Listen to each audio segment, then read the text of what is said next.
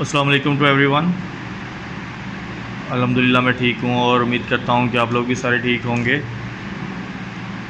हम आज class 8 chapter number 6 की एक्सरसाइज का रिव्यू करने जा रहे हैं, एक्सरसाइज का सॉल्यूशन करने जा रहे हैं। क्योंकि चैप्टर काफ़ी लेंथी है इसलिए इसकी एक्सरसाइज के 2 पार्ट्स हैं, 2 वीडियोस अपलोड करूँगा, तो आपने दोनों वीडियोस को डिटेल से देखना है। सबसे पहले हमारे पास इन सर्कल द करेक्ट ऑप्शन कहा गया है कि carbon burns in air to release energy. Carbon को हम जलाते हैं और उससे एनर्जी बनती है, लेकिन एनर्जी के साथ साथ क्या बनता है? Carbon dioxide and water, carbon dioxide and hydrogen, carbon monoxide and hydrogen. तो जब भी कार्बन को बर्न किया जाता है ऑक्सीजन की प्रेजेंस में तो कार्बन डाइऑक्साइड बनता है।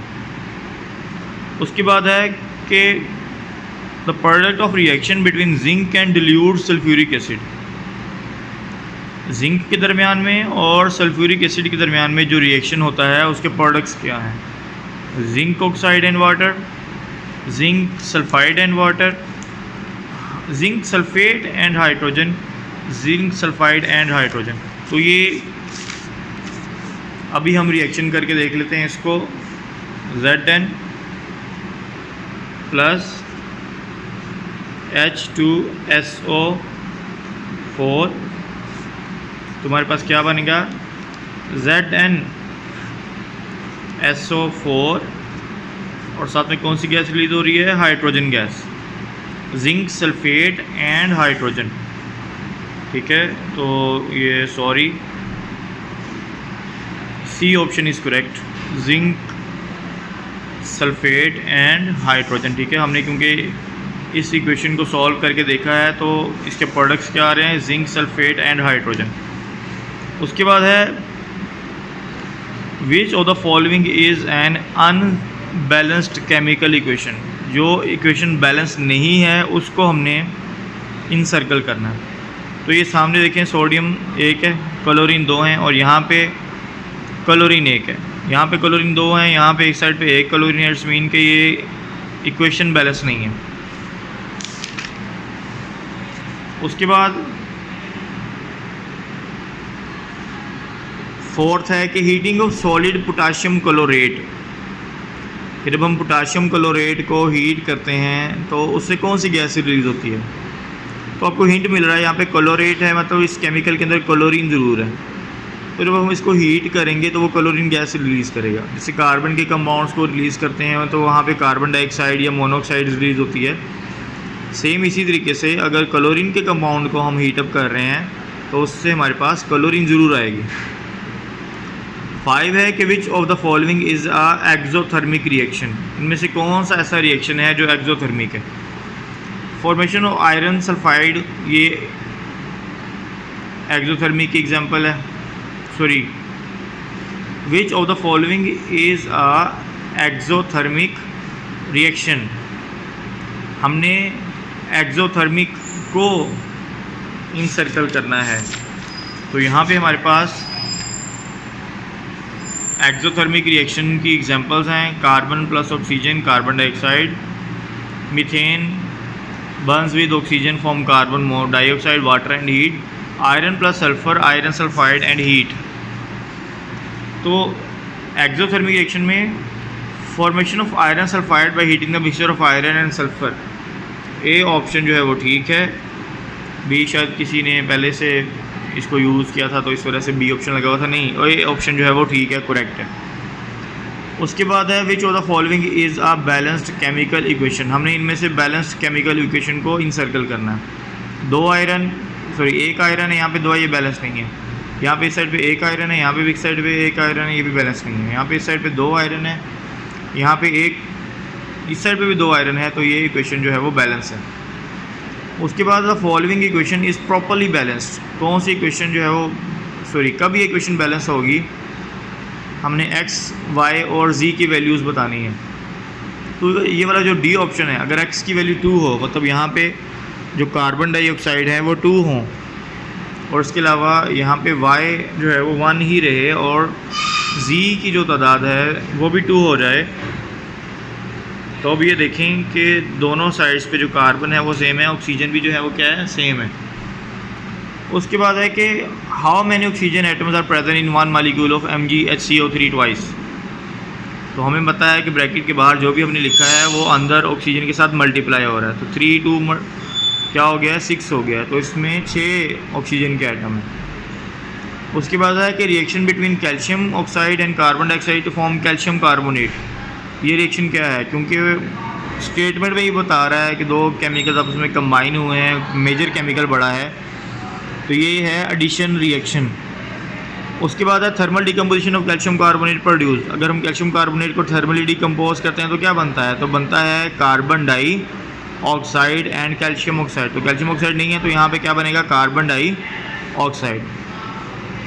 उसके बाद है शॉर्ट क्वेश्चंस में सबसे पहले है केमिकल रिएक्शन क्या है, पेज नंबर 73 पे इसका आंसर है कि the process during which a substance change into entirely new substance with different chemical composition and properties is called a chemical reaction। उसके बाद सेकंड है कि वाटर रिएक्टेंट वेटर प्रोडक्ट्स, दोनों आपको पेज नंबर 58 पे बनेंगे।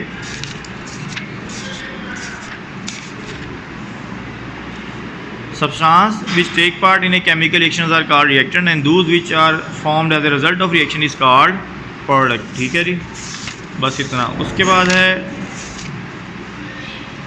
What is chemical equation. Chemical equation क्या है, तो a chemical equation is the representation of a chemical reaction in terms of symbols. Symbols की मदद से केमिकल इक्वेशन को रिप्रेजेंट करना, फार्मूले की मदद से, साइन की मदद से, इसको हम क्या बोलते हैं, केमिकल इक्वेशन बोलते हैं। उसके बाद है state the law of conservation of mass. Law of conservation of mass को हमने डिफाइन करना है।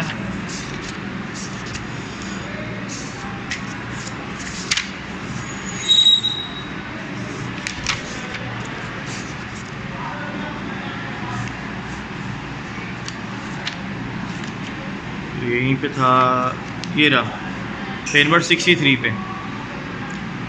Law of conservation of mass was put forward by a French chemist Lavoisier in 1785, and this law states that during a chemical reaction, mass is neither created nor destroyed, but it changes from one form to another.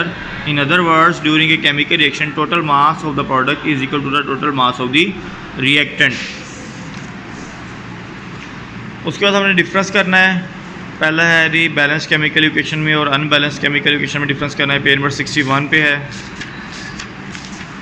Balanced और unbalanced chemical equation on page number 61। ठीक है, ये ऊपर वाला paragraph ये balance chemical equation का है और ये नीचे वाला पैराग्राफ अनबैलेंस्ड केमिकल इक्वेशन का है। आपने लाइन लगा के लिखना है क्योंकि डिफरेंस हमेशा लाइन लगा के लिखते हैं। उसके बाद एक्सोथर्मिक और एंडोथर्मिक रिएक्शन पेज नंबर 66 और पेज नंबर 67 पे आपको इसकी एग्जांपल्स मिल जाएंगी। उसके बाद है complete and balance the following equation. Magnesium है ऑक्सीजन के साथ, ठीक है, तो बनता है MgO, मैग्नीशियम ऑक्साइड। ठीक है, तो बस ऑक्सीजन इस प्रोडक्ट वाली साइड पे हमें 2 लगाना है। उसके बाद CH4 प्लस O2 यानी कि मीथेन और ऑक्सीजन मिलकर क्या बनाते हैं, कार्बन डाइऑक्साइड बनाते हैं, वाटर और हीट। तो हम ऑक्सीजन के साथ 2 लगाना है, कार्बन डाइऑक्साइड वैसे का वैसा, और वाटर के साथ भी क्या लगेगा 2। Fe प्लस FeS, ये सिंपल एक रिएक्शन है। N2 plus 3H2 2NH3। ठीक है, इस साइड पे भी 2 नाइट्रोजन, इस साइड पे 2 नाइट्रोजन, और यहाँ पे भी 3 2 6 हाइड्रोजन, यहाँ पे भी 3 और 2 6 हाइड्रोजन। Na प्लस Cl2, क्योंकि यहाँ पे Cl2 था तो हमें यहाँ पे भी 2 लगाना पड़ा और बना है क्या 2NaCl। उसके बाद है बैलेंस करना है हमने इक्वेशन को। यहाँ पे हमारे पास कैल्शियम कार्बोनेट है और हाइड्रोक्लोरिक एसिड है, बनता है calcium chloride, carbon dioxide and water. तो हमें क्लोरीन को बैलेंस करने के लिए HCl के साथ 2 लगाना पड़ेगा, और उस सारी चीज़ों को बैलेंस करने के लिए, रिएक्टेंट वाली साइड को बैलेंस करने के लिए कार्बन डाइऑक्साइड के साथ भी 2 लगाना पड़ेगा, वाटर के साथ भी 2 लगाना पड़ेगा। उसके बाद है सोडियम ब्रोमाइड और क्लोरीन। ठीक है, जिससे सोडियम क्लोराइड बनता है, तो हमें इसके साथ 2 लगाना है, क्योंकि यहाँ पे Cl2 है, यहाँ पे 1 है, तो हमें यहाँ पे 2 लगाना पड़ेगा, और Br2 रिलीज़ हो रहा है, तो हमें NaBr के साथ भी 2 लगाना है। उसके बाद आयरन प्लस ऑक्सीजन है, आयरन के साथ लगेगा 4, ऑक्सीजन के साथ लगेगा 3, और बनेगा क्या 2Fe2O3 यानी कि आयरन ऑक्साइड। उसके बाद सेकंड लास्ट है अमोनियम हाइड्रोक्साइड है, सल्फ्यूरिक एसिड है एक, अमोनियम सल्फेट बन रहा है, वाटर बन रहा है। तो अमोनियम हाइड्रोक्साइड वाली साइड पे हमें 2 लगाना पड़ेगा और प्रोडक्ट में हमें वाटर के साथ भी 2 लगाना है। उसके बाद जिंक प्लस हाइड्रोक्लोरिक एसिड है तो हमें HCl के साथ 2 पुट करना पड़ेगा ताकि क्लोरीन जो हैं वो बैलेंस हो सकें। तो आज के लिए इतना काफ़ी है, बाकी इसका जो सेकंड पार्ट है वो बहुत जल्द अपलोड कर दिया जाएगा। अपना ख्याल रखिएगा, अल्लाह हाफिज़।